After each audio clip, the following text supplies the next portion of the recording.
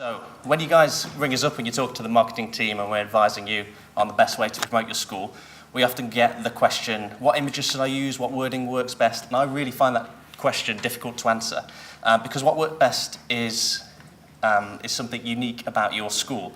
It's a culture that you try and implement. That's what you're trying to reflect in your messages, and that's something that I can't tell you. That's something that you guys know, what the culture of your school is. It's what keeps your students coming back again and again because they like the fact that martial arts is a part of their lives. So that's your school's personality, and that's what I want to talk to you guys about today. So, what's this? Anyone? There you go. You all knew exactly what this was without any sort of prompts or text, just because of the logo. And that's because Coca-Cola is, or at least was, the most successful brand in the world. It's the most recognized brand in the world.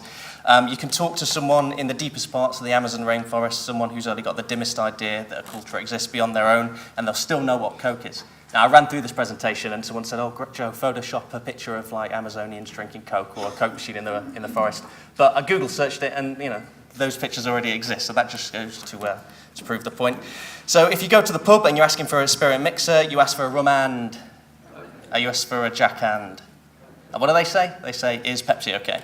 But they've spent billions over decades to embed themselves into the culture, and it is essentially just sugar water. But they've managed to associate themselves with a basic human emotion, and that emotion is joy, happiness. The brand has a clear and accessible personality.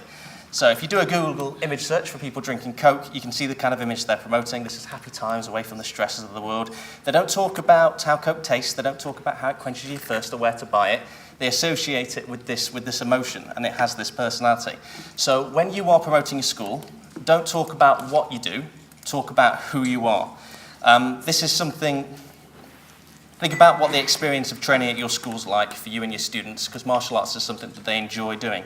What I want to encourage you guys to do is try and have fun promoting yourself, because that shines through. You don't have fun if you're trying to defeat the Facebook algorithm. We talk about this sort of stuff a lot with Facebook and SEO and blog posts, etc.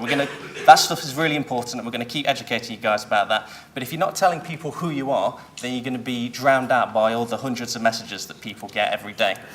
So as a bit of an exercise to help you guys understand that, I'm going to talk about this idea of guerrilla marketing. So that's an advertising strategy that focuses on unconventional marketing tactics to get maximum results. It's something cheap and dirty and a little bit fun. And when you do something clever or shocking or interesting in a public space to bring folks to your business, that's guerrilla marketing, and it's mixed up with this idea of viral content these days. So I've got a couple of examples here of guerrilla marketing. Colgate or a toothbrush brand put this popsicle stick in ice creams, and when you finish it, you get the toothbrush. This is for dental practice, and this one is my favorite. This is for the movie King Kong that came out 10 years ago. So you don't really know what this is for when you're experiencing it, but people see it afterwards and they put two and two together in their minds. Like, oh, that was for King Kong, that's quite clever. Having that connection and not realizing what it is at the time and having someone discover it for themselves, that sticks in people's minds. So this is just a couple of ideas of guerrilla marketing that you guys could do. When you're in an event and you've got a stand and you're handing out leaflets, move away from your stand, find a safe space, and try and do something that's visually impressive. Try and show some of your martial arts moves off. Choreograph something that people will be excited to see. If you're a bit of a purist in your style, you might like the idea of doing something too flashy, but you've got to remember that you're targeting people that don't really know about martial arts, so you need to show off a little. If you are handing out flyers in a town centre, get your whole school involved, get them dressed up in their gis. It's easy to ignore a single person handing out flyers, but it's difficult to ignore an army of students in gis handing out flyers. It's something that's much more engaging. And if you've got someone with exceptional skill in your club, you can try and break a Guinness World Record, record that and share it. Even if you fail, it's still a newsworthy stunt and it's still exciting. These world records, you guys know, they're a little bit tongue-in-cheek. If you Google martial arts world record, the highest one is somebody who's trying to break as many walnuts with a nunchuck in a minute. So that's the kind of thing that you're aiming for there. And you don't need to make it explicitly about martial arts. You can do a flash mob. Every Halloween, I'm sure you guys have seen when people choreograph the Thriller dance and share that out there. That's something that's really popular every Halloween. And Christmas is coming, so make sure you think about something that you can do video to show this fun side of your academy. So this isn't just about doing stunts. I'm not saying that you have to go all over your town with these martial art hijinks. The point of this presentation is just to think about your usual methods of promotion and try and do something outside of that. Try and have a little fun with the message that's being sent out. Like I said earlier, if you are doing the same thing as everyone else, then your message is going to be lost. You could get your students to film a training session, do it from their point of view. You could film, if you've got multiple locations, you can show the differences in locations, difference between adult classes and kids classes.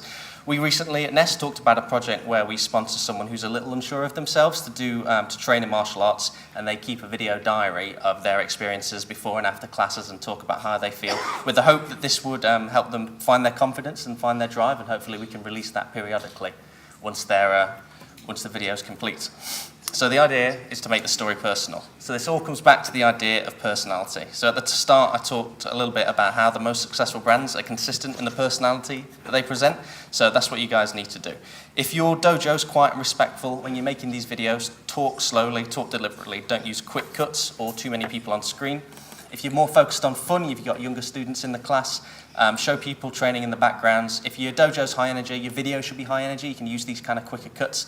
If you're showing off your adults classes or kickboxing or something that's fitness focused, and you want to talk directly into the camera, have a bottle of water in shot or a green plant, something that suggests fitness.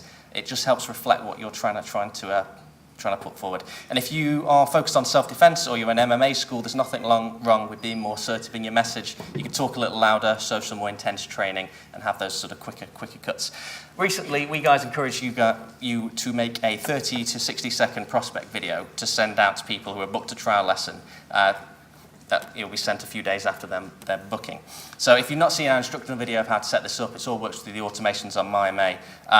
And all the details are on the Nest blog. I really advise you guys to check that out. We've had some good feedback from people that have been sending these prospect videos out. But this is the exact kind of video that you need to think about your brand's personality for.